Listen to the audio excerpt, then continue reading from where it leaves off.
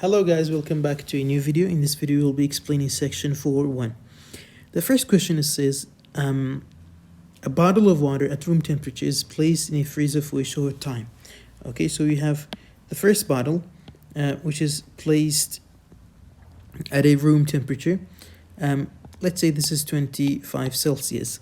Then you have an identical bottle of water that has been lying in the sun, is placed in a refrigerator for the same amount of time. Okay, so let's say you have the second bottle which is equal to 35 Celsius. It says, what must you know to determine which situation involves more energy? Well, I just have to know the temperature differences between these two bodies to know or to determine the energy transfer. If I know that this one is 25 Celsius and the second bottle, which has been lying in the sun, is 35 Celsius, of course the energy transfer from the second bottle is greater. Why? Because the temperature difference is greater. Use microscopic interpretation, question 2, and of temperature and heat to explain how can you blow on your hands to warm them and blow on a bottle of hot soup to cool it. Well, it basically says how can you use your breath to warm your hands, and at the same time how can you use the same air or use your breath to cool down a hot soup? Well, because the temperature between your hands and the air you breathe out is of course different. That's the first thing.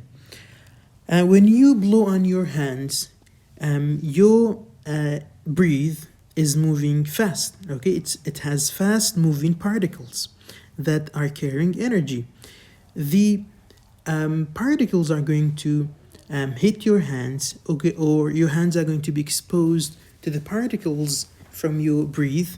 Then they're going to increase the internal energy of your hands, therefore increasing or warming them up.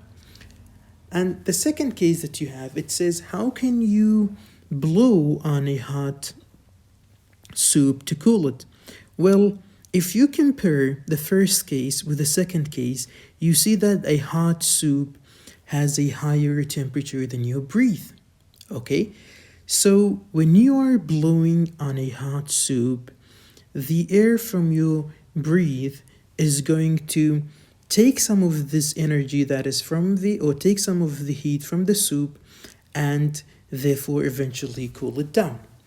The third question, it says if a bottle of water is shaken vigorously, will the internal energy of the water change? Why or why not? We studied that if the particles are moving faster, they're going to have a greater kinetic energy.